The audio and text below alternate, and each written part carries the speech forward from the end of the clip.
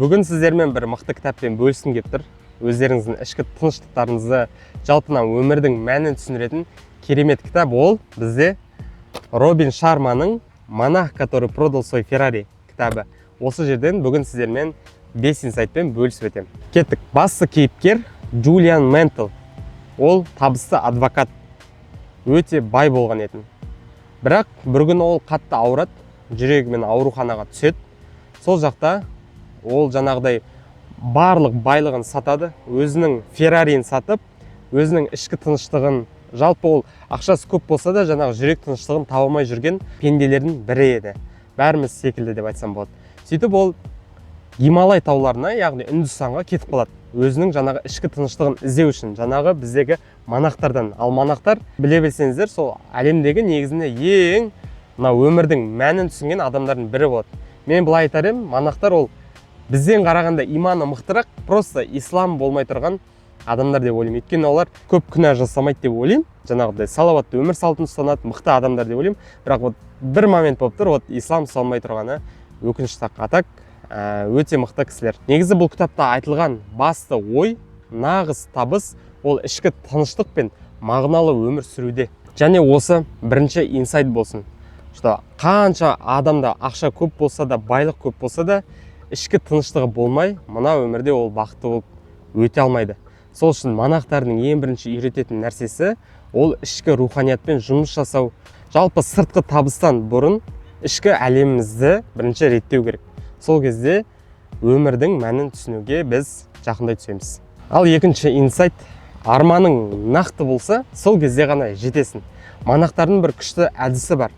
Олар таңертең тұрған сайын өзіңнің арманыңды көз алдыңда елестет дейді. Яғни қайда тұрасың, кіммен тұрасың, қалай жалпы өмір сүріп жатсың, сол секілді өзіңе сұрақ қойып, алдыңдағы арманыңды күнде азанда елестетіп отыр. Арманыңды нақтылап, күнде соған талпынып отқан кезде ғана біз сол армандарға тура жете аламыз. Ал бізде обычно қалай?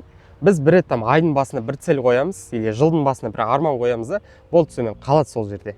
И сосын бір айдың соңына, жылдың соңына келген кезде қандай армандар нәтиже болды дейміз да, бір 30% орындаса, о, работает дейміз да. Бірақ олай дұрыс емес негізіне. Ол күнделікті процесс болу керек. Күнде адам миына салып отыру керек, өзінің арманын не үшін мына өмірде сүріп жүр, қалай ол неге жеткісі келеді, сол сияқты күнде ойланып отырса, азанда ерте тұрған кезде, ол точно өзінің армандарына жете алады деп мен ойлаймын. Ал үшінші инсайт, сочный инсайт, ақыл бақша секілді.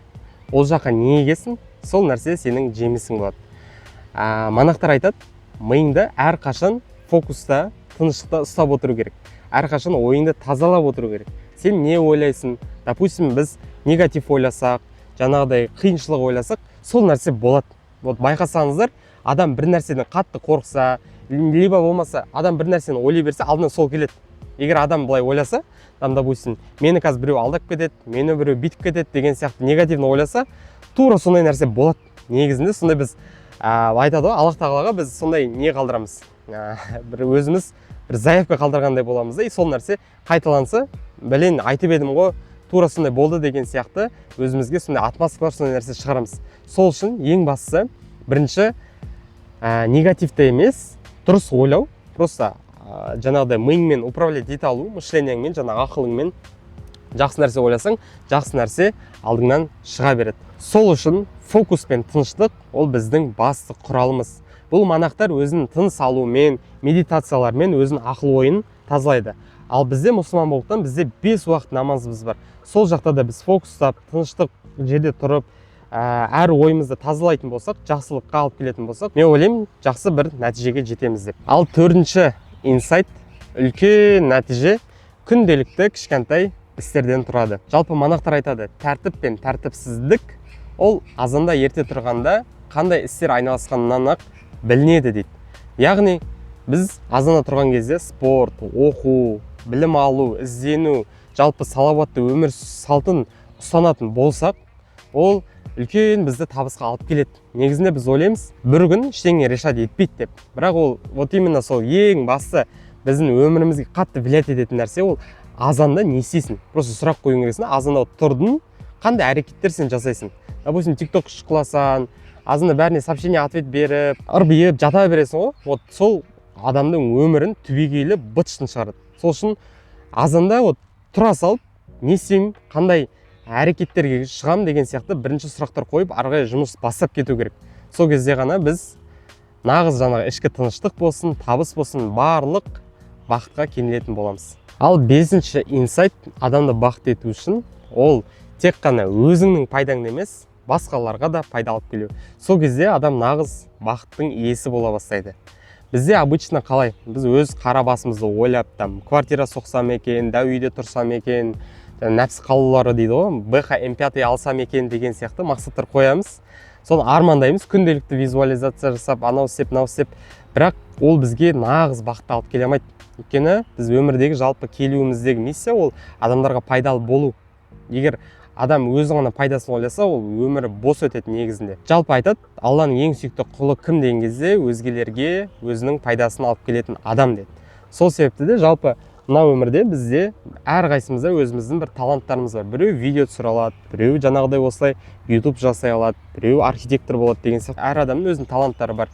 Ол таланттар бізге басқаларға пайда алып келу үшін негізінде берілген. Жалпы сол үшін де әр істі жасаған кезде, қызмет ету болсын, басқа болсын, адамдарға пайдамды тигізем деп бастасаңыздар, онда обратно басында айтылған жан тыныштығы, ішкі тыныштық деген нәрсеге ие боласыздар. Өйткені адамдардан алғы сөз естисіздер, олардан бат аласыздар.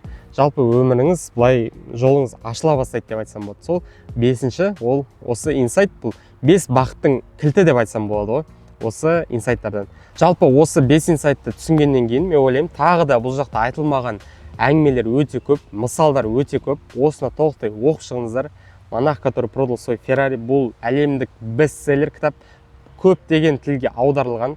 Сол үшін барлықтарыңызға совет беремін. Жалпы осы Робин Шарманың кітаптарын оқысаңыздар болады. Мен өзім тағы бір кітап оқығам, «Кто заплачет, когда ты умрешь» деген. Тоже өте мықты кітап. Оған да келесі бұйырса обзорлар жасаймыз. Жалпы осыны оқып шығыңыздар, немесе осы 5 инсайтты қолданыңыздар.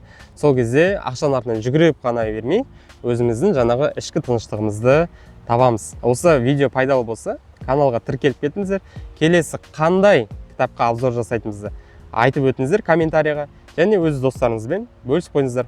Жалпы осы канал ары қарай дами береді сіздердің осылай поддержкаларыңыз үшін. Каждый комментарийді мен өзім жеке оқып отырмын, сөйтіп мәз болып отырмын деп ше. Вот жалпы солай. Всем удачи.